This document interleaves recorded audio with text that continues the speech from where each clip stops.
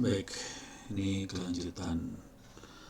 Selamat pagi, Assalamualaikum warahmatullahi wabarakatuh. Ini kelanjutan dari kuliah sistem operasi.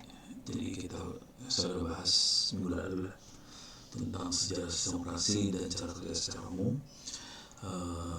Hari ini saya akan coba babat sampai sini. Jadi compile kernel, compile OpenWRT, mau membuat kernel modul, scheduling, sampai monitoring kerja, sampai benchmark. Mudah-mudahan bisa dalam waktu 1 jaman lah. Oke. Nah, kernel Linux ini dipakai di Linux itu sendiri, dipakai di Android, dipakai di router pakai OpenWRT, termasuk juga Mikrotik. Itu semuanya pakai kernel Linux ya. Oke. Nah, ini kita bisa lihat kernel sendiri bisa dilihat di sini www.kernel.org. Oke, ini ya.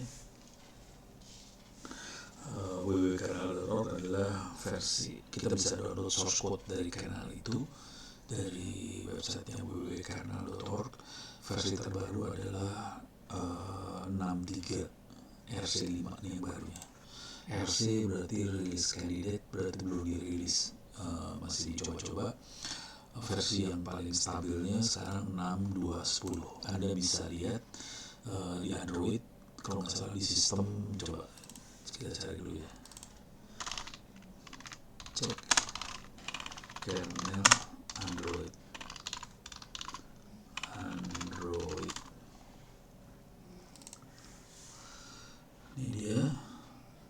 Ini dia about phone. Nah, ini paling. Nah, ini dia. Di about phone di sini ada kernel version. Kita bisa lihat di sini. Nah, Androidnya sendiri sebetulnya yang ini AOSP. AOSP itu Androidnya. Nah, versi kernelnya 34106. Cuman kernel yang Android yang baru-baru banget biasanya versinya 5 sih, 5 sekian gitu ya. Tapi kalau kita lihat sini jadi 5, ini daerah-daerah sinilah Android yang baru banyaknya. Sementara kernelnya sendiri udah sampai sini sih sebenarnya 6. Oke, itu yang pertama. Jadi kernel, jadi Android itu Linux bukan Windows. Kemudian sistem operasinya kernelnya bisa di-download source code-nya dan bisa kita compile. Oke. Nah, bagaimana cara compile kernelnya? Ini saya bentukkan cerita aja, nggak saya praktekin, butuh waktu semalam. Dulu sih semalam sih, sekarang mungkin udah lebih cepat. Udah males compile kernel. Ini buat compile kernel, ini downloadnya aja 20 menit 100 megaan sih. Jadi kita sekarang cara compile kernel ya, kita harus install aplikasi pendukungnya. Ada libanchors, fakeroot, ada wget, kernel wedge, build essential dan sebagainya. Kemudian kita bisa download kernel package juga. Oke. Source code-nya kernel lumayan besar, 100 MB kernelnya, dan kalau jangan khawatir ini hanya terjadi di Linux ya. Kita bisa download source code-nya. Nah, kalau kita lihat di sini kernel yang saya download versi 5.16. Sementara kalau kita lihat versi terakhirnya adalah 6.10 yang stable-nya. Oke. Ini bisa diambil di sini sih sebenarnya, klik kanan copy.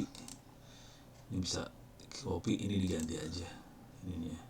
HTTPS CDN kernel pub segala macam kita ganti jadi ke versi yang paling baru. Ini untuk ngebukanya, ini kan kalau kita lihat tar XZ dibukanya, ini pakai Linux ya, bukan pakai Windows. Jadi kalau kita mau bikin sistem operasi buat Android, kita bikinnya di Linux bukan di Windows. Oke. Kita bikin di Linux, kemudian OpenWRT segala macam kita bikin di Linux. Untuk buka filenya kita pakai tar XJF Linux apa segala macam -c foldernya kemana, user source. Kemudian saya biasanya supaya nggak pusing kepala, kalau nggak ini kan puyeng ada angka segala macam, saya ini kayak bikin alias lah, user source Linux ini. Jadi tempat file kernel ini dibikin alias ke sini supaya nanti kalau saya mau compile apa segala macam di source Linux. Nah, sebelum kita compile kernelnya, kita coba lihat di config. Ini config dari kernel sebelumnya yang ada di komputer. Ini kalau kita compile untuk komputer kita sendiri ya. Jadi saya biasanya perlu melihat konfigurasi kernel yang saya pakai di komputer saya, kemudian saya timpa ke kernel yang baru supaya nanti sistem operasinya persis sama sih. Cuman semuanya di upgrade, intinya gitu aja. Jadi ini fungsi ini adalah buat bawa sini nih. Nah, ini nih fungsi ini. Ini bisa ditimpa nih. Ini timpa. Oke. Jadi kita lihat dulu masalahnya di mana. Ini buat nimpain, ini copy nih. Kalau kita lihat nih, cp copy boot config dari versi itu ditimpain ke .config yang ada di kernel source code kernelnya kita. Kalau mau ngedit bisa pakai make menu config, itu kita edit. Oke. Ini buat ngeditnya juga, atau kita ngedit pakai command line, pakai vi user source linux.config bisa juga. Oke. Nah, yang perlu diedit nggak banyak, ini perlu diedit supaya berubah jadi ini. Oke. Kemudian driver apa aja, supaya aman semua driver yang ada di kernel di compile. Saya biasanya gitu kalau aman, tapi konsekuensi dari situ adalah kernelnya jadi gede.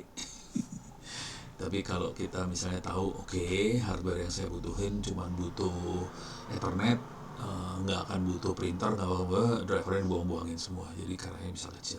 Jadi ini aman karena terutama buat komputer saya cenderungnya semua driver di compile, semuanya dikerjakan. Nah, kalau mau keren-kerenan sih bisa masuk general setting local versionnya. Oke. Jadi dalam local version kita bisa ngasih tahu nanti sistem operasi yang kita pakai itu buatan siapa. Kita kasih nama Linux versi Ono gitu, bisa aja. Jadi ini cuma buat gitu, buat lucu-lucuan sih. Nah, proses compile kernelnya nggak susah sama sekali, gampang banget. Cuman cd user source linux make all, selesai. Kemudian cara compile modul yang device drivernya cuman make modul install, diinstal, selesai. Kemudian kita update grup itu loadernya. Jadi pas komputer nyalain, dia ngeload sistem operasi apa, kita update loadernya supaya sistem operasi yang kita buat masuk ke dalam pilihan buat di load. Jadi loadernya kita bisa install di situ. Ini cara yang baru seperti ini, jadi gampang banget, asli gampang udah gitu. Tapi nunggunya tergantung prosesornya ya. Kalau komputer baru i7 gitu ya kencang kali ya. Saya nggak punya i7 itu, yang punya i7 anak. Bapaknya kasihan banget. Jadi apalagi waktu zaman dulu kala kita pakai 386 pas segala macam, aduh lama banget. Kadang-kadang saya lagi compile butuh waktu, saya tinggalin semalaman sih. Kalau mau aman saya biasanya compile malam, terus didiamin aja udah, nggak usah mikir, besok jadi. Jadi ini semua dikerjain, terutama yang ini nih, dua ini lama nih. Oke. Kalau ini mah cepet. Oke. Nah, ini cara lama nggak usah dipakai. Ini bisa kita skip. Kemudian kita bisa, ini kalau di Ubuntu yang versi lama ya, 9.04 ke bawah, kita bisa edit grupnya. Kalau ke atas cukup update grup aja sih, udah. Kalau kita mau konfigurasi, kita bisa konfigurasi grupnya dan kita edit di sebelah sini. Intinya, di sini adalah ini satu menu ya. Ini satu menu. Ini kita rubah-rubah di sininya, dia akan ngebut ke kernel yang mana gitu nih. Diatur di sini. Udah selesai itu semua, tinggal shutdown, reboot, masuk, kita cek versinya versi berapa, akan keluar versi yang kita pakai ini. Kalau custom berarti buatan sendiri. Nah, kata custom kita bisa rubah pakai apa aja sih. Kata custom dirubahnya di atas sini sih sebenarnya. Mana tadi? Nah, di sini nih. Ini adanya di menu config nih. Gitu ya. Jadi kata custom kita rubah, bisa, nggak masalah. Jadi selesai, cuma gitu aja bikin kernel Linux. Jadi bikin sistem operasi ini, yang dilakukan ini adalah bikin sistem operasi. Memang kita source code-nya kita ambil source code yang tersedia di internet. Tapi kalau ada berani mati, kita bisa rubah source code-nya juga sih, jangan khawatir. Intinya source code-nya kebuka, kita bisa obok-obok. Gitu. Ini yang pertama. Oke, ini compile kernel org-nya udah bisa dapat. Nah, sekarang kita pengen lihat. Ini saya tutup dulu. Kita akan masuk yang lebih seru lagi. Bagaimana compile OpenWRT. Apa itu OpenWRT? Ini OpenWRT. OpenWRT ini makhluk keren banget. Jadi pada zaman dulu Linksys WRT. Jadi pada zaman dulu kala Linksys ini legend banget. Linksys ada tipe router WRT 54GL. WRT adalah wireless router, produknya Linksys. Nah, ini sistem operasinya bisa diganti. Kemudian orang bikin open source untuk si WRT 54GL. Open source namanya OpenWRT. Jadi kita bisa lihat di sini nih, OpenWRT. Ini openwrt.org, kira-kira kayak gitulah kisah awal bangetnya. Jadi berawal dari Linksys 54GL. Ini router legend yang ngerubah dunia router sih sebenarnya. Oke, sejak itu kita jadi punya sistem operasi buat router. Kalau selama ini kan kita mikirnya sistem operasi buat router ya. Cuman ini lemot banget ya aksesnya. Ini lemot sekali aksesnya. Kunaon ya? Waduh. Lama ini aksesnya. Yaudah, pokoknya kita punya router ini dan ini ada OpenWRT. Nah, kisahnya adalah nih. Di sini adalah catatan-catatan saya waktu saya ngoprekin router OpenWRT tadi. Kita bisa download si routernya. Ya, lemot nggak bisa. Oke. Coba. Nah, ini ada downloads openwrt.org. Kita bisa lihat download versi berapa. Nah, di sini targetnya ini adalah jenis prosesornya ntar. Ini AR tuh apa ya? ARM atau apa lupa nih. Oke. Jadi kita harus cek dulu. Nanti ada datanya sih sebenarnya. Router ini prosesornya apa segala macam. Nah, kita bisa download prosesor yang sesuai sama dia. Kira-kira kayak gitu. Cuma hati-hati ya, kalau salah nanti routernya bisa jadi batu bata. Bisa dipakai buat ganjel pintu doang tuh router ntar. Jadi kadang-kadang dulu saya pakai Buffalo nih. Buffalo ini oke banget nih. Ini yang Buffalo ini oke, dan saya pakai ngoprek. Saya ganti berapa kali ininya si routernya. Oke banget lah Buffalo mah. Dan saya juga pernah ngerubah Mikrotik RB433 saya rubah pakai OpenWRT, bisa juga. Ubiquiti UBNT bisa juga. Jadi cuman makin kesini makin nggak semuanya kebuka banget gitu. Kalau mau iseng cari router yang bisa di OpenWRT, biasanya saya carinya gini nih. Bukalapak, cari aja OpenWRT di sini. Nanti dapat router-router yang bisa di flash pakai OpenWRT. Nah, ini routernya. Jadi ini hardware. Tapi hardware-nya, nah ini kan bisa diganti nih. OpenWRT Atheros Power. Oh, tadi AR tuh Atheros nih. Ini rata-rata bisa diganti nih.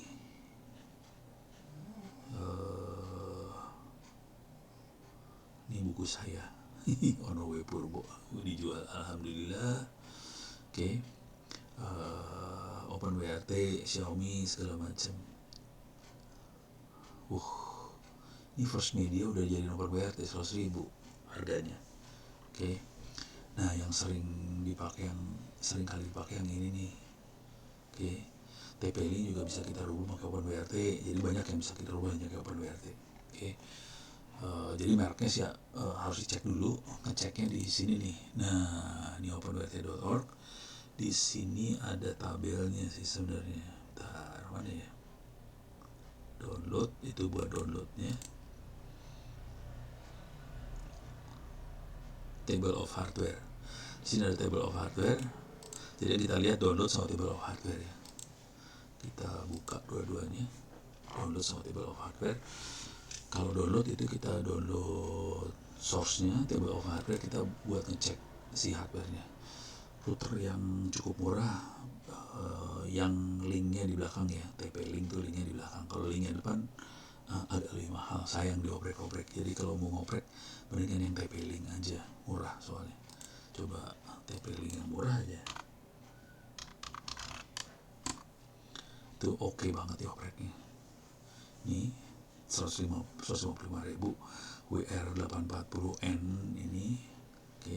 Atau kalau ini mahal nih, ini 28283, yang paling murah yang ini TL WR840N, oke. 100.000 bekas lagi. Nah ini di bagian download ada firmware repository-nya. Nah ini ada stable sama yang snapshot. Kita lihat yang stable-nya aja, oke. Nah kita lihat di tabel ini ya sekarang. Ini tabel oke, di sini current trouble series 2203, ada tabel hardware-nya enggak ya?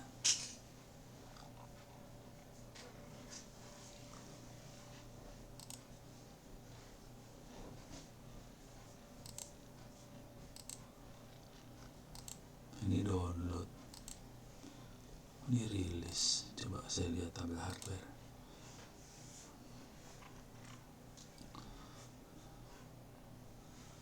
Lama ya, lambat banget ya. TOH, table of hardware start. Nah jadi caranya gini, kita cek. Jadi kalau mau beli router cek dulu, bisa nggak kita flash. Jadi ini TL WR840N. Jadi masukin sini, brand TP link, modelnya WR. Nah ini dia, nih ya, nih dia punya berapa versi? Ada versi 1.10 sampai versi yang terakhir versi 6 di sini.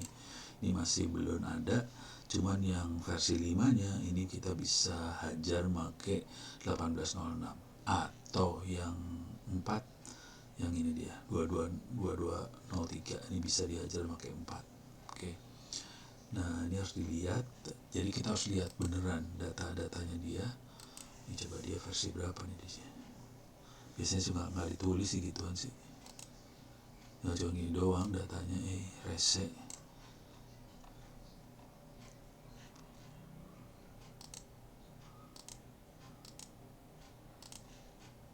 Tapi paling enggak kita bisa pakai versi yang sebelumnya nih. Ini versi terakhir yang bisa dipakai ya. Sebagian besar bisanya 18064, hanya satu yang untung-untung yang versi 4 ini yang bisa 2203. Yang lain 1806. Nah yang 6 nggak ketahuan, belum tahu. Jadi harus dicek dulu hardware benernya nih. Oke. Nah di sini kita bisa lihat di view data.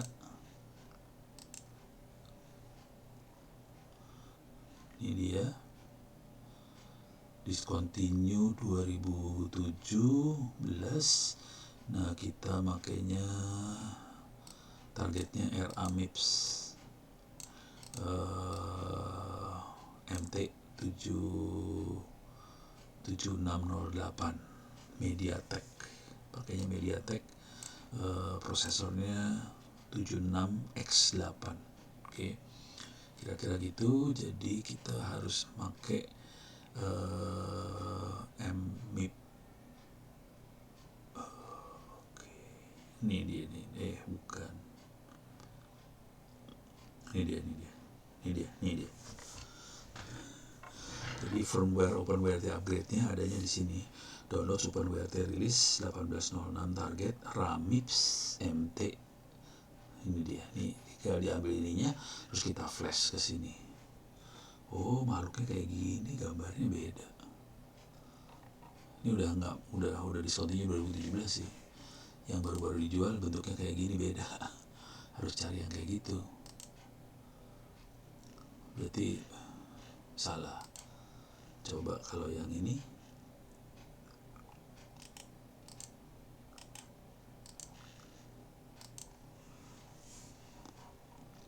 kayak gini juga.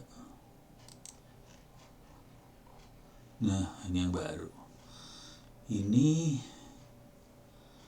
belum ada. Recovery method ini belum ada, kita belum bisa nge-flash dia. Kita belum bisa nge-flash yang makhluk yang ini ya. Ini belum bisa di-flash nih. Jadi yang baru ini kita belum bisa flash. Jadi jangan cari yang ini, cari yang lain.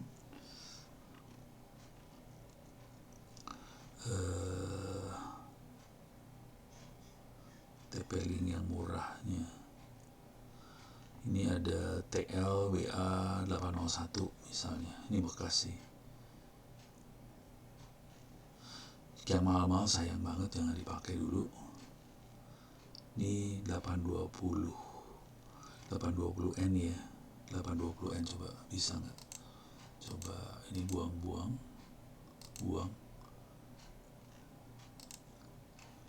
820 kagak ada, nggak masuk, nggak bisa kita ganti itu 820. Jadi pelan-pelan nyari-nyari sih. Jadi pakai 840 tapi yang lama, yang baru nggak bisa, masih belum bisa nih yang baru nih. Yang dijual rata-rata yang baru, jadi belum bisa di flash. Oke. Ada lagi nggak ya? Ini lagi penasaran, sorry lagi penasaran aja sih. 820N nggak ada. Ini pada baru-baru semua nih. 840N yang ini baru, nggak bisa.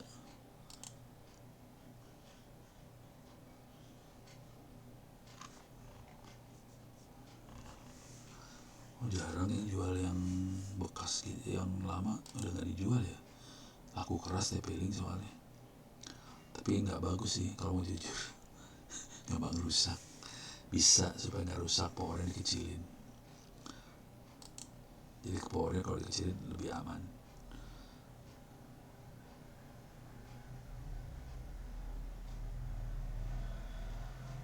Wah, harus nyari, males.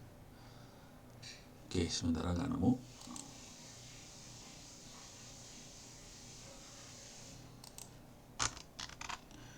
N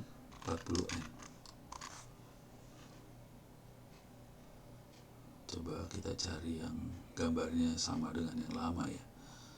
Gila baru semua, nggak ada yang jual yang lama. Buset dah, kagak ada yang jual yang lama. 820 nggak bisa, nggak ada yang jual yang lama. Ya harus cari. Enggak, ini nggak ada yang jual, yang lama nggak ada jual. Oke. Pilihan lain kita bisa pakai komputer biasa sih, buat kayak ginian bisa juga, nggak masalah. Jadi kalau saya biasanya router yang lama atau komputer yang lama kita bisa pakai jadi router, intinya itu aja sih. Oke, ini kira-kira seperti itu. Nah, kita bisa download firmware-nya juga. Nah, sekarang kita akan coba bahas lebih lanjutnya. Ini compile kernel udah, kernelnya udah. Ini udah. Oke. Nah, setelah kita bisa download kernelnya, misalnya kita download kernel, kalau paling gampang adalah download yang udah jadi. Jadi kalau kita lihat rilisnya tadi, misalnya 2203, targetnya apa? Target itu target prosesor ya. Tadi Ramips RRR nih, dia Ramips itu yang dipakai di apa sih namanya, TP-Link. Dia makanya MT MediaTek ya, 76X8 ini yang dipakai di MediaTek. Nah, ini tinggal dicari yang sesuai dengan ini. TP-Link TTPQRST, ini dia TP-Link. Oke. WR8840 nih dia. Ini dia makhluknya. Oke. Bisa yang ini, yang sistem upgrade bin kita ambil. Jadi kalau kita nggak mau pusing, kita ambil aja yang ini binnya itu. Nah, di menunya router itu biasanya ada upgrade. Saya coba masukin router saya ya, tapi nggak akan saya upgrade nih ini mah. Kalau upgrade gue sama internet gue putus ntar. Di advance biasanya ada maintenance diagnostic. Di sini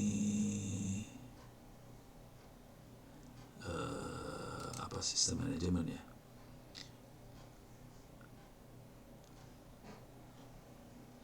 Ada di mana upgrade-nya, lupa deh. Application nggak ada. Di sini nggak ada deh, tidak ada upgrade di sini. Kalau di satunya lagi ada nggak ya? Saya akan masuk ke router satunya lagi. Jadi di menu-menu seperti itu suka ada menu buat upgrade firmware sih. Oke, saya akan coba masuk. Ini punyanya MNC Plus. Nggak ada. Administration nggak ada. Ini application nggak ada. Oke, saya akan coba masuk ke Buffalo saya. Ini Buffalo. Udah open BRT, dia kelihatan. Dia udah berubah, udah open BRT. Oops, sorry. Ini dia. Nah, di sini ada sistem. Ini ada firmware backup atau flash. Jadi kita bisa flash new firmware image, bisa kita masukin ke Buffalo ini. Oke, jadi kita bisa ganti sistem operasinya di Buffalo. Ini udah saya ganti sih pakai OpenBRT. Aslinya bukan OpenBRT, aslinya Buffalo. Ini router ini saya pakai sebagai printer. Oke, ini saya pakai Buffalo. Buffalo nggak rewel sih, lebih enak. Cuman susah dapetnya sekarang ya. Coba, ada nggak Buffalo? Router. Oh, masih ada. Udah lama nih yang ada di depan saya, yang ini nih sebenarnya. Oke, dual band. Yang ini yang paling jarang banget berarti Buffalo ya. Buffalo bisa router, bisa NAS. Yang saya pakai di atas NAS-nya Buffalo juga sih. Cuman bentuknya kenapa kayak gini? Buffalo NAS-nya nggak dapet. Jadi bisa kita ganti sistem operasinya. NAS-nya juga saya ganti sistem operasinya. Cuman pakai Linux, bukan pakai OpenBRT sih kalau NAS-nya. Oke, jadi bentuknya kayak gini aja. Service yang dipakai buat printer server ini sih. Jadi Buffalo-nya buat printer server. Kemudian printernya Epson, dipasang di USB. Jadi yang aslinya kita punya masalah sih, yang aslinya nggak semudah ini buat bikin printer server. Saya rubah aja sistem operasinya, saya ganti pakai OpenBRT, dia jadi printer server. Jadi enak banget sih kalau udah kayak gini. Kalau mau jadiin file server, mau jadiin ini USB-nya kita pakai buat modem 3G apa segala macam juga bisa, nggak masalah. Oke, jadi bentuknya kayak cuma gini aja. Ini contoh OpenBRT yang sudah keinstall. Oke, nah di sini kita bisa lihat itu. Kalau nggak mau pusing kepala, kita download yang udah jadi. Kalau Anda mau agak gila sedikit, kita bisa rubah firmware-nya. Ini adalah cara bikin firmware. Ini contoh saya bikin firmware-nya buat si Buffalo BZR-HP G300N. Ini cara bikinnya cuma gini aja. Ini download. Ini kalau kita perhatiin sama dengan waktu kita compile sistem operasi Linux, sama juga. Jadi apt-get install, subversion, GAWK, flex, apa segala macam, download. Nah, kemudian kita install. Nah, ini agak ajaib yang di sini. Ini nggak normal buat sistem operasi Linux. Ini kita install fitur apa aja tambahan yang kita masukin dalam sistem operasi Linux tadi.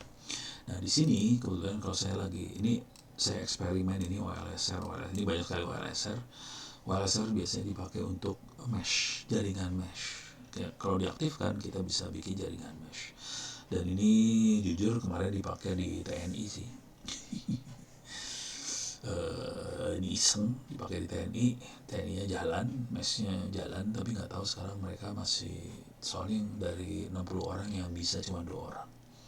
Jadi saya bentuknya ngasih ilmu, teman-teman di TNI akhirnya bisa bikin jaringan mesh sendiri, cuman yang ngerti cuma 2 orang. Oke. Nah ini nambahin source code-nya semua, compile-nya mirip banget dengan compile si kernel Linux. Itu ada make menu config, clean, make world. Kalau si Linux make all gitu ya. Yang J3 itu minus J3 itu ngasih tahu kita akan compile pakai berapa kernel sekaligus, kernel lagi, berapa core. Itu 3 core saya pakai sekaligus buat compile. Karena compile-nya dilakukan di Linux. Perhatiin baik-baik, si router itu bukan Intel prosesornya, dia bisa MediaTek, bisa ARM, bisa apalah. Nah, prosesornya bukan Intel, di compile-nya di Intel. Jadi yang dilakukan adalah cross compiler sih sebenarnya. Jadi kita compile di Intel untuk prosesor bukan Intel. Oke. Nah, ini contoh menu config-nya. Tampilan menu config kira-kira kayak gini-gini lah menu config. Tapi ntar bentuknya klik gitu sih. Klik tapi command line ya, klik command line, nanti bisa di obok-obok di sini. Ini tergantung kita mau ngaktifin apa, kita bisa atur menu config-nya, kita pengen ngaktifin apanya bisa diatur di sini sih sebenarnya. Oke. Ini contoh kita di networknya kita jalankan host HP supaya kita bisa punya ini access point. Terus ini buat file sharing, Samba file sharing. Kemudian di sini buat tampilan GUI-nya pakai Lucy. Ini juga GUI-nya, ini juga GUI-nya. Ini semua GUI semua nih. Oh, ini Lucy soalnya pantesan. Ini GUI semua. Oke. Nah, di sini adalah driver yang kita butuhin. Di sini kebetulan saya tambahkan driver buat NTFS sama VFAT supaya saya bisa colokin harddisk USB dan dia bisa deteksi harddisk USB-nya. Oke. Jadi semuanya kita install di sini, driver segala macam. Kalau kita perlu ngupdate source code-nya, kita bisa tambahin perintah seperti ini, source code-nya bisa keambil semua. Selesai. Jadi cuma ini aja caranya. Nah, setelah kita dapetin source code-nya, kita perlu burn. Ini build, ini mana burn-nya?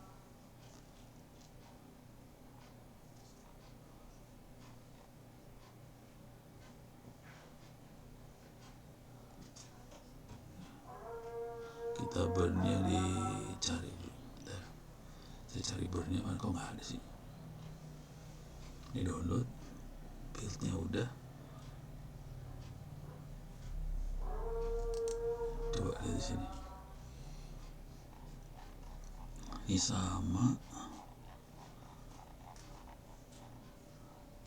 di sini kan.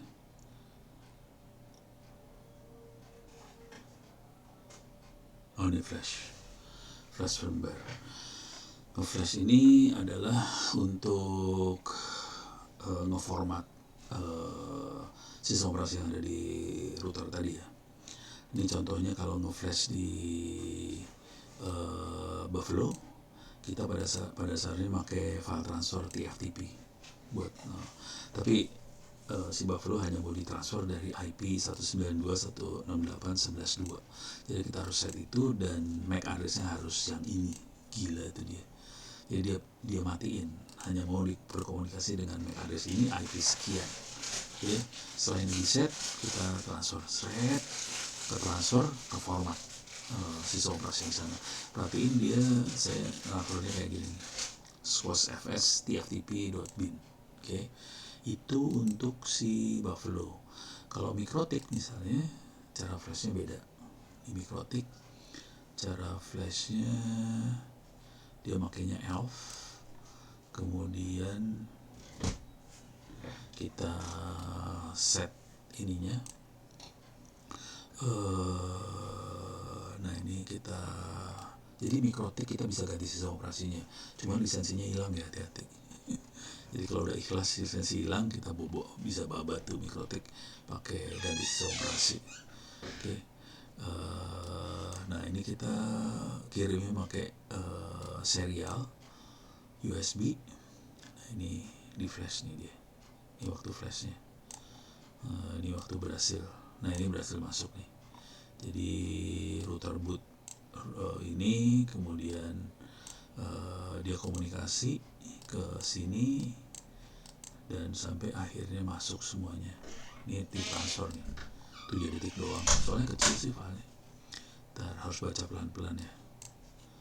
Ini sambungan pakai serial, tekan tombol, tekan O,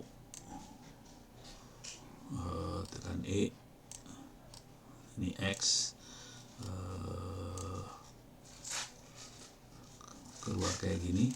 Dia akan nunggu, dia transfernya lewat kabel serial, berarti lewat serial Mikrotik. Udah transfer dia. Nah di target image-nya kita perlu tambahin gini, Mikrotik pakai ini nih prosesornya. Oke. Kalau nggak mau pusing ngompak segala macam, kita download aja yang udah jadi, filenya ELF, kita download yang jadi terus kita transfer. Nah kalau kita butuh fitur-fitur tambahan, kita bisa tambahin si Mikrotiknya nanti. Kita pakai, kalau di Linux kan pakai apt-get install. Kalau yang ini pakai semacam itu sih. Coba add package in OpenWRT.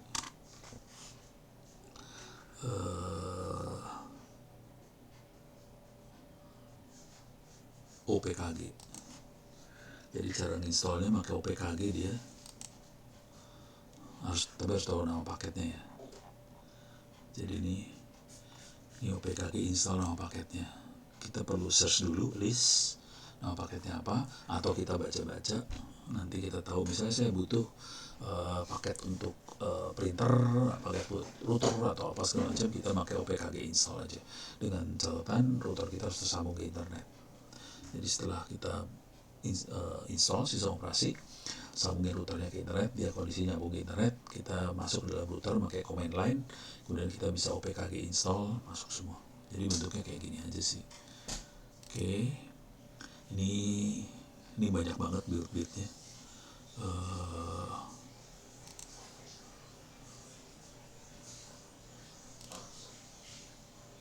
Oke, di sini ada catatan ngeflashnya. Untuk Buffalo, Linksys, untuk Ubiquiti, untuk Mikrotik juga ada catatannya di sini. Okay. Nah, ini ada obok-obokan yang lucu-lucu, misalnya kalau 3G modem gimana cara nyambunginnya, OSR gimana cara nyambunginnya, VPN pakai PPTP segala macam. Banyak sekali software Linux yang bisa kita masukin dalam si OpenWRT. Kalau kita butuh macam-macam, misalnya kita butuh central telepon VoIP apa segala macam, kita bisa masukin di OpenWRT ini. Jadi OpenWRT keren banget sih, kita bisa masukin macam-macam. Dan di sini juga ada tambahan, ini buat Ubiquiti ya. Oke, bisa upload firmware, rebuild firmware dan sebagainya. Cuman hati-hati mainan kayak ginian, soalnya si flashnya sendiri di router ini biasanya waktu hidupnya terbatas, jadi dia cuma bisa di flash berapa kali. Dan saya udah kehilangan beberapa router saya soalnya flashnya udah keseringan, sampai akhirnya jadi brick, jadi batu bata, nggak bisa dipakai lagi. Jadi kira-kira gitu. Oke. Ini urusan OpenWRT. Di sini OpenWRT-nya sudah dibahas kira-kira kayak gitu. Cara bikin firmware-nya ada di sini. Mau buat firmware ini, cara bikin firmware-nya. Nah, untuk OpenWRT barangkali yang menarik juga adalah kalau kita download yang X86. Mana dia? Ini dia index. Oke, saya back dulu. Masuk ke target. Kalau kita cuma pengen eksperimen dengan OpenWRT, pengen ngerasain namanya OpenWRT kayak gimana, cari yang X86. Oke, generic. Nah, di sini ada squash root fs image dan sebagainya. Ambil yang x86 ini, kita bisa masukin sebagai router di GNS3. Oke, coba lihat catatannya dulu nih. Ini dia. Oke, jadi x86 untuk virtualisasi si OpenWRT. Oke, jadi kita bisa lihat di sini, kita carinya yang combine image GZ ini. Jadi kalau kita lihat di sini ada yang combine image GZ nih. Ini dia, bisa kita ambil. Oke. Yang lain nggak butuh, cuma ini doang. Combine image GZ. Besarnya berapa nih? 9 mega. 9 mega bisa kita ambil. Oke. Saya males. Kalau ngambil butuh bandwidth soalnya, males. Oke, nah kalau udah dapat, kita back ke gunzip. Ini nanti kita punya file yang img aja. Tadinya kan gz img, sekarang jadi img. Ini masih belum bisa dipakai jadi mainnya di GNS3 harus ditempelin dalam VirtualBox. Jadi virtualisasi routernya pakai VirtualBox. Caranya pakai perintah ini, vbox manage convert from raw format VDI. Jadi OpenWRT-nya, IMG-nya dirubah jadi OpenWRT.VDI. Ini bintang-bintangnya diganti ntar ya, disesuaikan sama yang kita pakai aja. Jadi ini diganti jadi OpenWRT VDI. Setelah dapat VDI, kita masukin VDI-nya ke dalam VirtualBox. Oke, jadi VirtualBox bisa nerima file VDI. Kalau udah dapat, nanti kita bisa masukin ke dalam GNS3. Jadi kita bisa simulasikan router OpenWRT ini pakai GNS3 juga. Jadi kita bisa, contohnya di GNS3 saya, ini kebetulan nggak ada ya.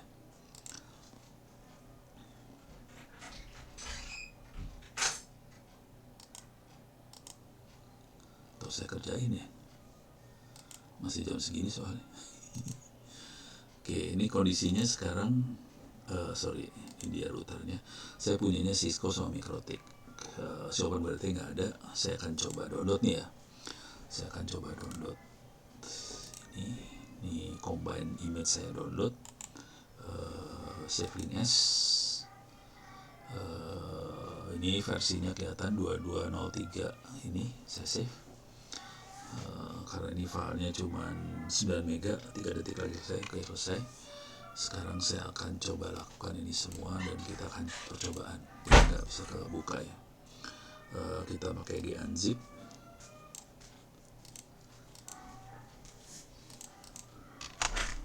Download.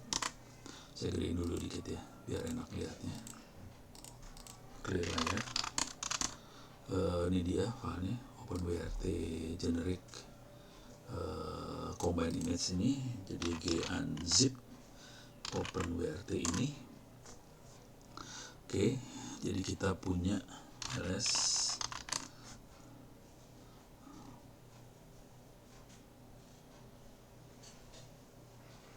Ini dia filenya, OpenWRT 22033 generic ini filenya. Oke, sekarang kita harus pakai perintah vbox. Oke, ini mudah-mudahan bisa. Ini Ubuntu-nya baru banget 2204. Nggak tahu bisa apa enggak. Kita percobaan aja ini sampai sini. Namanya diganti jadi OpenWRT VDI.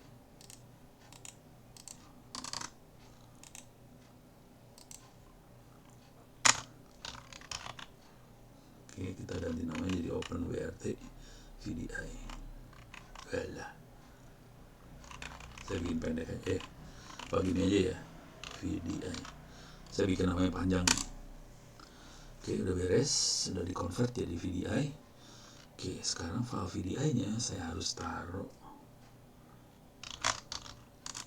Punya folder nggak di sini?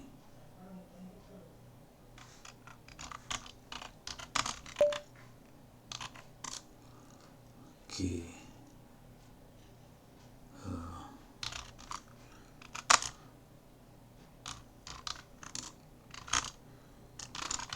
saya pindahin ya, OpenWrt ini saya pindahin ke VDI. VDI. Ini dua makhluknya sudah ada di VDI semuanya. Nah sekarang saya akan tempelin ini dia.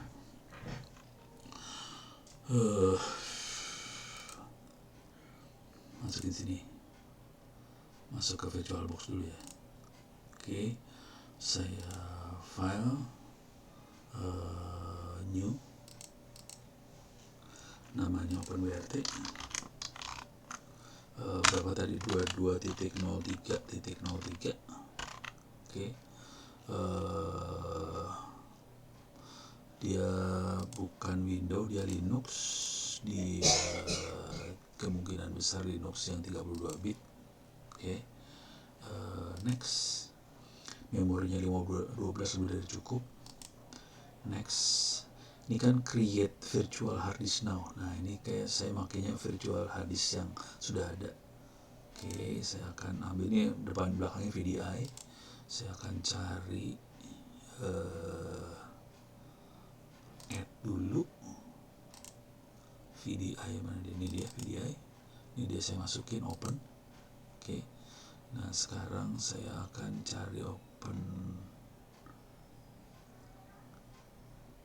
Ini dia ya, OpenWrt 2203.3. ini saya pakai yang itu, choose, dia masuk, create.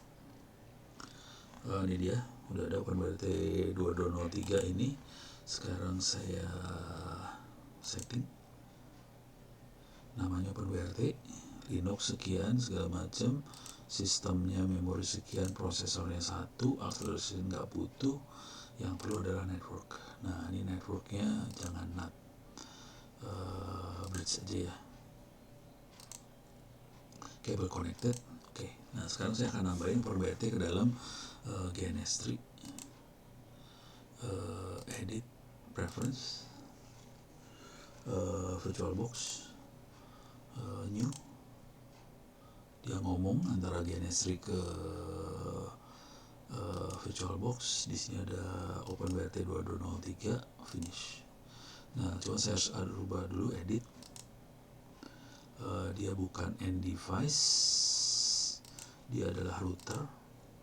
Console type telnet, RAM-nya 512, networknya saya bikin ada 8 LAN card.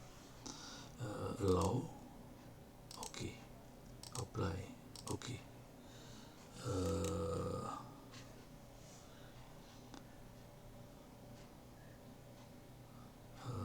Oke, sekarang coba saya masukin. Nggak tahu ini bisa apa nggak, percobaan banget. Kok nggak mau? Oh, harus create project dulu. Lupa, biasaan lupa.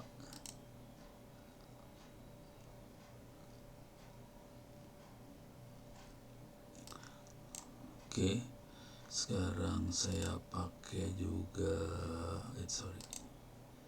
cloud. Saya akan pakai juga Kali Linux di sini supaya saya bisa ngedit di sebelah sono. Kalau nggak dari komputer berhabis. Nggak bisa, saya butuh switch.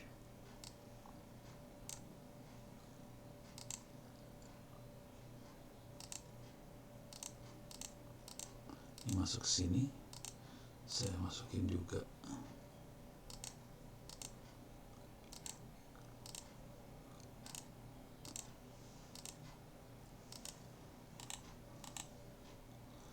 Start.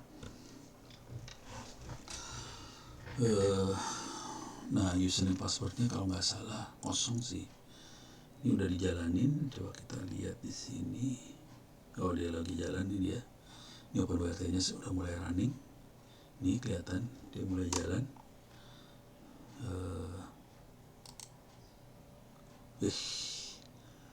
Error dia.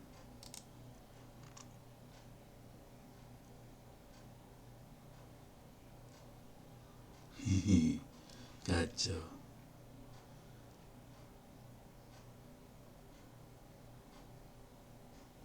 Gak mau dikontrol sama GNS3-nya, gak mau nih kayaknya.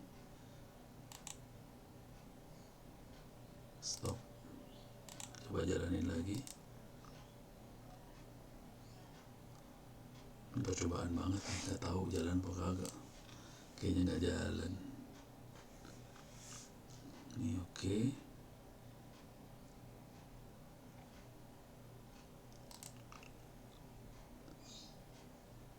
Waduh.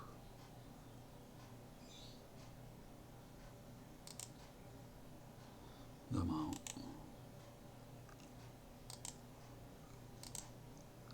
Nggak mau di sana.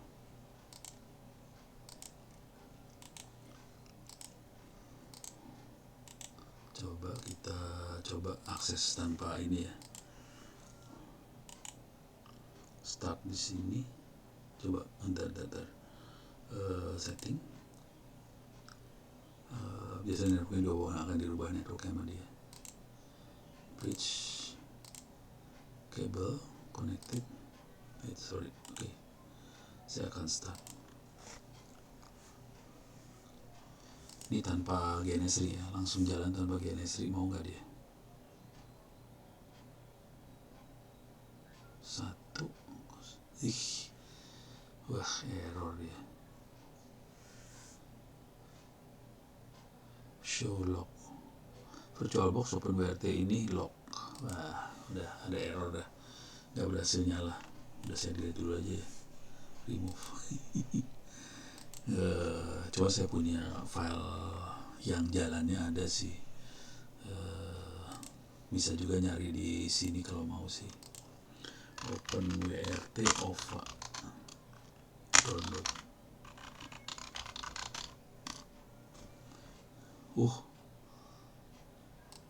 Yang ngasih bukan versinya versi ini ya, 2126 tadi kan. Tapi ini nggak tahu bulan 22 bulan Juni. Oke juga sih ya, cari-cari gitulah, nanti kita jadi punya filenya. Langsung import, langsung minta dimasukin ke dalam OpenWrt. Coba kita lihat setting Linux ini, network host adapter. Saya akan bridge ke sini, cable connected. Coba lihat ininya ya, memori sama core-nya. Sistem memori 256, prosesornya 1. Oke. Coba saya jalanin.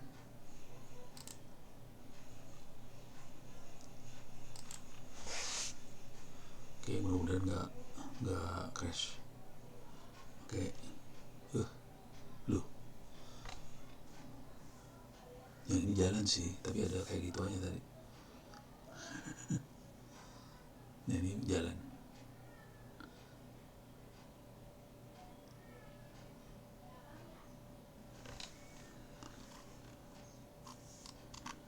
Oke, kita udah masuk IP A. Ini IP-nya dia. Oke. More. Dia dapat IP address, belum dapat nih. Dapat 192.168.0191. Coba ping www.google.com. Bisa nge-pick ke Google. Oke. Tapi dia 191. Coba saya masuk dari sini, bisa nggak? 192.191. Refuse to connect. Ininya belum dipasang soalnya. Put 192.168.0191. Connect refuse. Oke, harus di SSH. SSH nggak ada, web juga nggak ada, semuanya nggak ada, harus diinstal macam-macam. Tapi paling nggak jalan file OVA-nya dan dia bisa nyambung ke Google.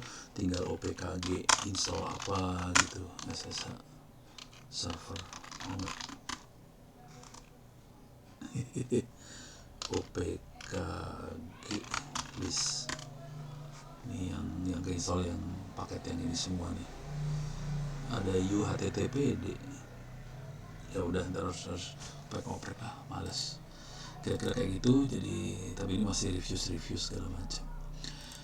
Jadi kita bisa punya OpenBRT dan kita bisa mainin VirtualBox-nya GNS3C di situ, gitu ya. Kompal OpenBRT di Ubuntu 20.04. Nah ini kompal yang OpenBRT x86. Oke. Nah itu kira-kira urusan buat si OpenBRT. Nah yang seru juga adalah buat kernel modul. Oke. Di sini kalau di Windows kita kenal yang namanya driver. Kalau di Linux kita kenalnya sebagai kernel modul. Oke. Nah kita lihat dulu sistem call itu apa.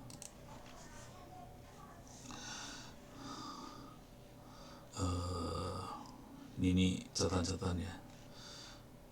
Ini wah ini ceritanya panjang banget nih, ceritanya susah nih. Tapi intinya kalau dibikin sederhana kira-kira gini. Kalau dibikin sederhana, wah ini nggak bisa diterangin biasa. Tapi kira-kira gini lah. Kalau jadi karena model itu subroutine, oke, bermain dengan sini. Cuman tingkatnya lebih tinggi ya. Jadi caranya kita jam. Jadi kita pakai sistem call. Proses yang lagi berjalan akan berhenti, ditaruh semua register taruh di stack. Kemudian si programnya akan pindah ke program yang dipanggil sama sistem call tadi, kira-kira gitu. Jadi ini ada program lagi jalan, kemudian diinterupsi, program yang lagi jalan semua registernya ditaruh di stack, kemudian program yang masuk yang melakukan interupsi langsung pakai prosesornya, kemudian kalau udah selesai dia lepasin lagi semuanya, kemudian semua register yang lama dimasukin dalam prosesor, jalan lagi, kira-kira kayak gitu. Nah tadi itu adalah program tadi itu kernel modul misalnya, yang bisa kita yang diinstruksi untuk menjalankan kernel modul apa gitu, kira-kira kayak gitu ya. Nah ini saya akan mundur lagi. Jadi kita butuh, nah sekarang kita membuat kernel modul. Ini saya nggak tahu bisa nggak dikerjain di sini ya. Waduh, kita harus download source code dulu nih. Jadi supaya kita bisa bikin kernel modul kita harus download source code. Ini saya belum download source code, jadi mungkin lain kali saya harus download source code. Cuman ini memori laptop saya nggak gede-gede banget sih harddisknya, jadi ya rada susah nih ceritanya kalau di kelas. Jadi ini download source code, kemudian di dalam sini user local Linux driver miscellaneous, kita bisa bikin satu file sebagai kernel modul, misalnya kasih nama my module, formatnya kira-kira kayak gini sih, udah kayak gini. Untuk menangani sistem call yang masuk, dia cuma bikin ini doang sih, my module work. Kalau dapat interupsi my module work. Terus jadi ini perintahnya cuma kayak gini ya, include. Ini kalau udah pernah pakai sih biasa aja, include ini. Kemudian kita bikin yang buat handle interupsi. Kemudian kita punya yang buat exit. Jadi ini dua-duanya udah siap. Modul license GPL. Kemudian di sini filenya ditaruh di user source Linux driver miscellaneous. Kita make filenya, kita tambahin kayak gini aja. Oke. Nah kemudian kita compile, make supaya modulnya masuk ke dalam. Oke. Nah untuk jalankan modul kita masuk ke folder tempat si object code dari modul itu berada. Nah setelah di make ini, yang make yang ini, oke, extensionnya .ko, oke, atau .o. Ini K itu kernel. Untuk versi di atas lebih aman menggunakan KO. Oke. Nah, kalau mau ngelihat apakah modul kita berjalan dengan baik, kita bisa lihat di message TO, kelihatan harusnya di akhir ada keluar printout seperti ini. Oke, kalau kita lihat ls mode, kita bisa ngelihat modulnya juga lagi jalan. Kalau mau buang tinggal remove modul, kita sekali lihat unloading. Ini cuma gitu doang sih. Cuman untuk bisa proses ini jalan, saya harus download kernel dulu, kemudian kita download kernel, di compile, dan komputer kita dijalankan di kernel yang baru ini bisa kita jalankan, kira-kira gitu. Jadi bikin kernel modul sederhana ini sih sebenarnya. Oke, nah setelah ini bisa, kita ini ada panduan lengkap tentang kernel modul, bisa dibaca-baca kalau mau iseng banget. Wes, horor nih, ada panduannya. Oke, oh ini contoh yang tadi nih, ini contohnya. Oh cuman yang ini hello world, yang ini goodbye world. Oke, ini ada panduannya, bisa dibaca. Kita lanjut. Jadi itu kira-kira tentang kernel modul. Nah sekarang di dalam sistem operasi itu ada scheduler, dan ini penting banget buat nentuin ini. Cuman yang buat yang lebih praktis yang sering kita pakai adalah yang ini sih sebenarnya, monitoring kerja sistem operasi. Untuk scheduler sama benchmark kita tunda ke pertemuan selanjutnya ya. Nah yang penting adalah monitoring tools. Oke, kita bisa lihat di sini beberapa monitoring tools yang kita bisa lihat di sistem operasi. Ada banyak, top, top, PS, ACCT, PS, PS3, VMstat, SAR, uptime, segala macam. Ini bisa kita lihat. Dengan cara ini kita bisa lihat apa yang terjadi di sistem operasi. Yang sering saya pakai adalah top. Oke, top TOP. Ini kita bisa lihat ini loadnya berapa. Sistem operasi ini core-nya nggak pakai berapa lah kira-kira. Ini sekarang, ini berapa menit yang lalu, ini berapa menit yang lalu, kira-kira kayak gitu. Ini kalau nggak salah 15 lah, ini setengah jam yang lalu lah. Jadi tadinya lagi bebannya berat, sekarang lagi beban, lagi turun, lagi bengong. Oke, ada 292 program yang lagi jalan, ada 280 sleeping. Kemudian di sini memori berapa, yang free berapa, dipakai berapa gitu. Ini memori saya sekarang 32 GB, swapnya 2 GB. Ini program yang lagi jalan apa aja bisa kelihatan di sini. Kelihatan di sini saya punya VirtualBox VM lagi jalan, OBS lagi jalan soalnya dia lagi ngerekam. Jadi OBS-nya jalan. Oke, itu top. Kira-kira kayak gitu. Oke, sekarang saya cobain hardtop.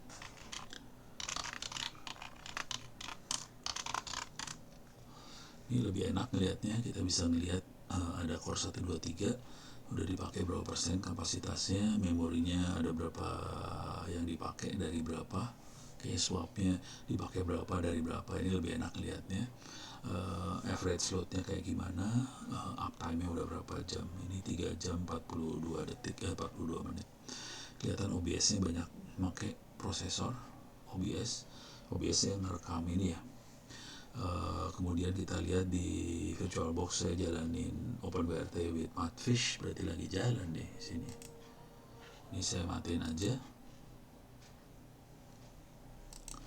Coba kita matiin juga ini. Oh dia kondisi lagi running. Power off. Dari sini aja ya. Help. Oke. Oke, ini saya matiin. Oke, udah hilang. Sekarang udah hilang semuanya. VirtualBox hilang, itu hilang. Jadi caranya gitu aja. Nah, itu top. PS kita bisa lihat ini. PS kita lihat PSAX, kita bisa lihat program apa aja yang lagi jalan di belakang layar, dan kita bisa matiin. Whoops, ini ada VirtualBox lagi jalan nih. bisa kita bunuh sih dari sini. Cara bunuhnya gini, misalnya kita pengen bunuh ini ya, ini mau kita bunuhin. Kenapa VisualWorks-nya jalan ya? Oh, karena VisualWorks-nya masih jalan nih. GNS3 juga masih jalan. GNS3-nya mana GNS3?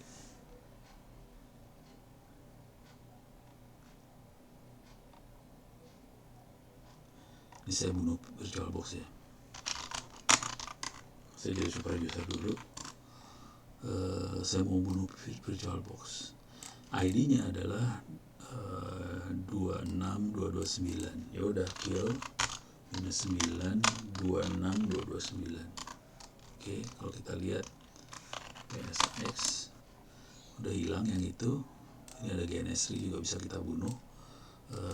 26254 kill -9 26245, maaf. Oh, hilang. Oh, VisualWorks-nya udah lama semua. Oke. Dan VisualWorks-nya udah mati di sini. Nggak dinyalain lagi. Cuman kondisi GNS3 masih nyala. Coba kita lihat di sini. Ini cancel aja, ini tutup. Oke, PSX. Ini GNS3-nya udah hilang sekarang. Oke. Cuman masih banyak Chrome yang masih jalan karena saya buka banyak browser di sini.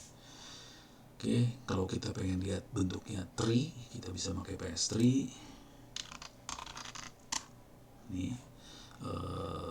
Ini anaknya siapa kelihatan. Ini Chrome punya anak Chrome segala macam bisa kelihatan. Kalau mau lihat dalam bentuk tree, W itu kita bisa lihat siapa yang lagi on. Ya karena mesin saya yang pakai cuma satu orang, ya on semua di situ. Uptime kita bisa lihat udah berapa lama dia hidup. Ini kita lihat dia udah hidup 3 jam 46 menit dengan beban kira-kira kayak gini. Jadi Anda bisa melihat kayak gini semua sih. Yang sering dipakai juga adalah Netstat. Netstat banyak fungsinya. Netstat adalah network status.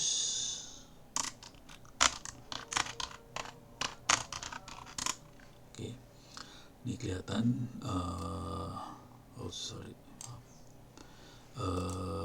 Ini jaringan. Dari sisi jaringan saya nyambung kemana aja.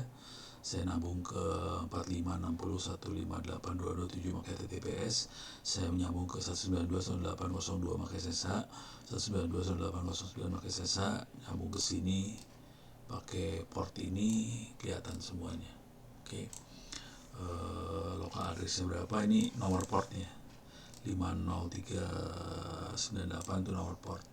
Nah, komunikasi internalnya dia juga kelihatan pakai mana aja internalnya dia. Gitu. Oke. Netstat kalau mau iseng bisa ngeliat macam-macam sih sebenarnya. Command apa ya?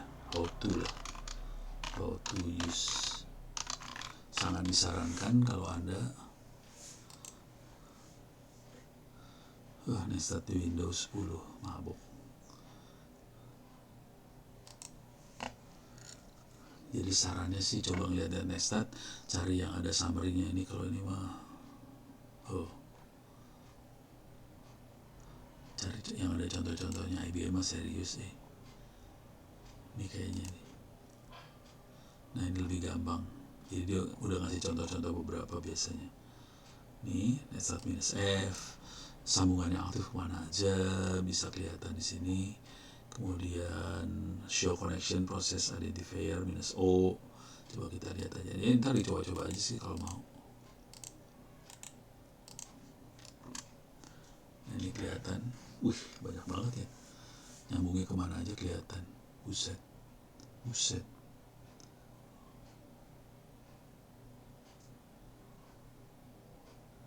Wah, banyak banget saya sambungannya.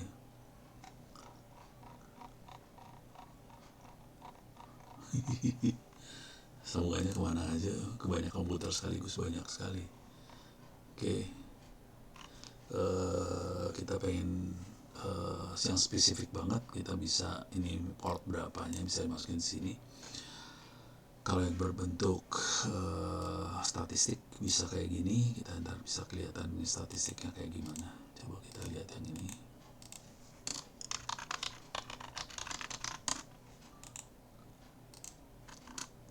Wish, mantap. Ini kita bisa lihat statistiknya dia, kalau butuh statistik ya. Oke. Dan lain-lain lah. Silahkan diobok-obok ntar.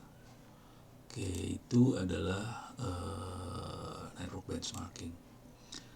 Network monitoring. Untuk benchmarking, monitor kerja sistem operasi, monitoring tool,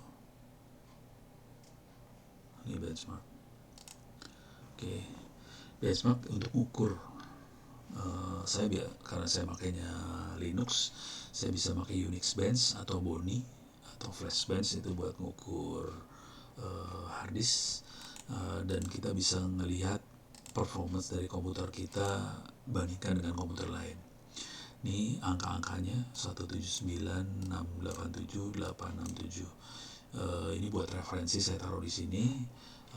Cara install Unix Bench-nya cuma ini aja.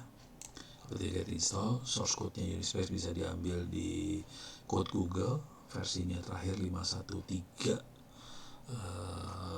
Tapi ini berapa tahun yang lalu ya, nggak tahu sekarang udah bertambah atau enggak. Kita bisa download kayak gini, kita bisa install CMake terus run. Oke. Ini akan butuh waktu lama, hasilnya nanti bisa disimpan seperti ini aja udah. Run dimasukin, soalnya kalau run aja hasilnya tampilannya ada di layar. Kalau run kasih kayak gini hasilnya di file text, hasil.txt. Ini beberapa contoh Unix Bench. Ini yang paling baru pakai 513. Saya udah nyoba Raspberry Pi, Asus, Vivo Mini, Pentium dual core, Intel Next Unit NUC, Intel NUC, server Rainer dan sebagainya. Intel NUC gede banget, hampir 3000. Pentium dual core kalah, Asus Vivo kalah, Raspberry kalah. Raspberry ini dekat sama Asus Vivo. Kalau server ya menang lah, gede. Jadi silakan Anda tes pakai Unix Bench 510, nanti kita bisa lihat komputer Anda di sebelah mana di antara ini, gitu kemampuannya gitu. Jadi mudah-mudahan tidak menyesal atau senang banget, tergantung hasil ini, kira-kira gitu. Ini kalau mau melihat hasil benarnya sih kayak gini sih, bentuknya nggak menarik kayak gini ya, horor.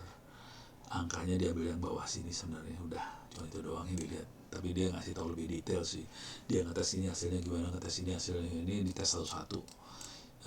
Ini kayak gini-gini tuh ngetes prosesor apa segala macam, dites ini file dites. Udah gitu dia kasih angka sekian. Oke. Ini penting untuk ngelihat komputer kita kira-kira ada di sebelah mana. Oke. Demikian, mudah-mudahan bisa memberikan gambaran tentang bagaimana kita mengevaluasi sebuah arsitektur sistem operasi atau komputer. Nanti minggu depan saya akan tambahkan dengan yang lain. Oke. Sekian dulu kuliah hari ini. Bila taufiq hidayah. Assalamualaikum warahmatullahi wabarakatuh.